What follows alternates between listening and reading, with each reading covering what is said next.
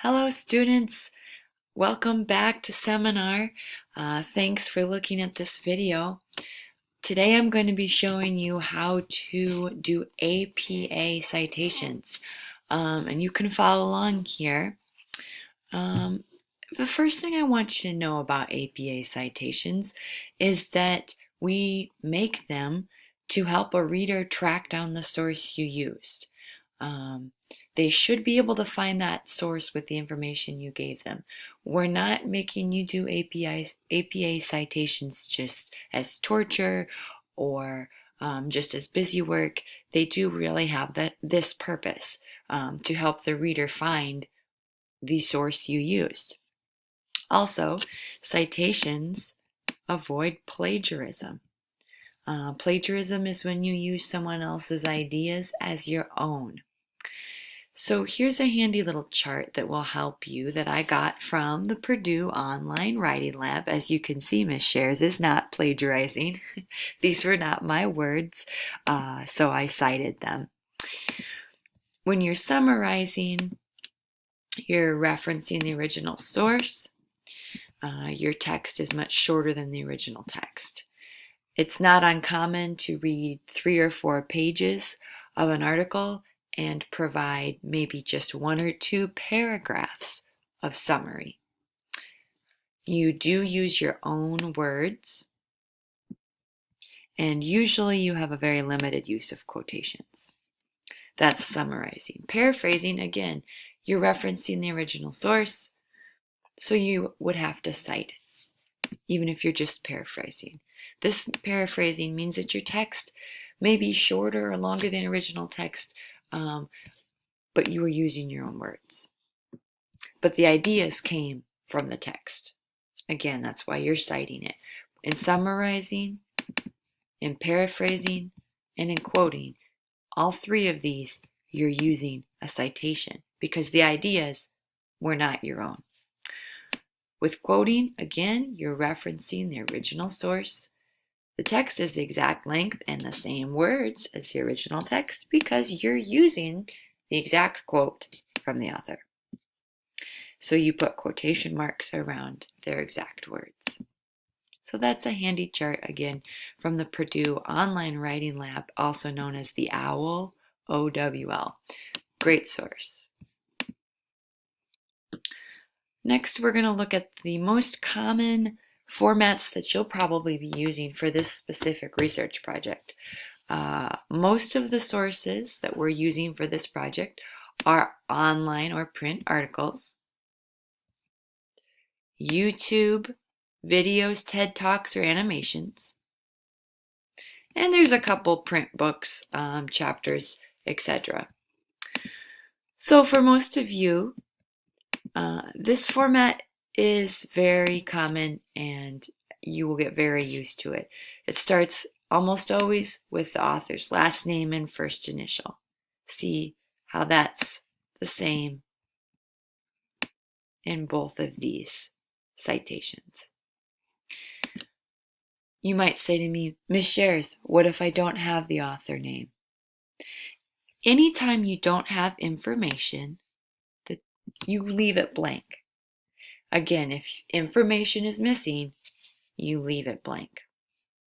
You'll see an example of this later. You've got the year that it was printed, the title of the article, the title of the periodical, which is the magazine or journal it was printed in, and this information. Often online, I find it difficult to find the volume number, the issue number, and the pages. So again, if that information is not available, you are leaving this part blank, the volume number, issue number, pages. Retrieved from URL, and you type in the website. Let's see an example of that. For example, here's how I would cite The Fringe Benefits of Failure, the Harvard commencement speech by J.K. Rowling that many of you enjoyed watching. I'm going to use this format right here, the YouTube video format, where I start with author's last name and first initial. So you can see there that I've put Rowling JK. I found on the video, it said right on the screen, June 2008. So I see that year, month, day of video post. Now here is a prime example. I didn't have the day of the video post available to me. I did have the year and the month. So you can see that I wrote 2008, June. I had the title of the video available to me. The fringe benefits of failure. You could see I italicized it because that's what APA says to do. It says write the words video file inside brackets and then write the phrase retrieved from URL. And I wrote retrieved from, and then I wrote the URL right here where I found it. As you can see, this meets the standard of could a reader find this source? Yes, they could. I've given them all the information I have. It would be very easy for a reader of my research to find the fringe benefits of failure. Now I'm going to give you a chance to try and do this on your own.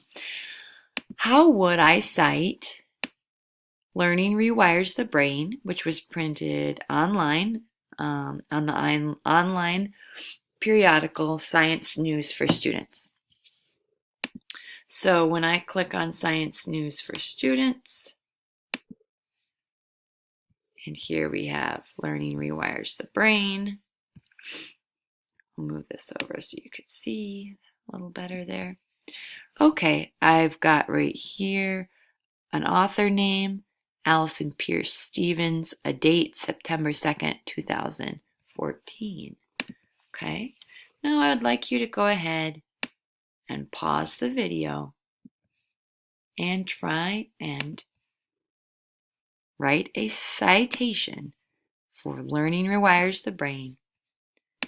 Here's the format you're using because it's an online article. So you are using this format right here. I'd like you to pause the video and please write your own citation. Welcome back. Let's see if you got the same citation I did. You can watch me as I do it. Author, last name. I looked at the article. The author's name was Pierce Stevens, Allison. So you'll see me write Pierce Stevens, just her first initial. The year was 2014. The title of the article was Learning Rewires the Brain, period. The title of the periodical, that's the name of the journal, Science News for Students, comma, volume number. It didn't say volume number, but it did say the September 2nd issue. So I'm going to include that. Scooch this over so you can see. And that is not September 2nd volume. And we didn't have pages, so I leave that out. Retrieved from, and this was the URL right here that I took that from. There. Okay. And this should look similar to what you came up with, hopefully. All right. So that is a quick course on how to cite the types of articles and resources we are using for our research project. Now I would like you to go to Google Classroom, and there's a Google Doc on there called the APA Self-Check. It's only got 5 questions. It's designed to show me you understand how to use citations. Thank you for your time.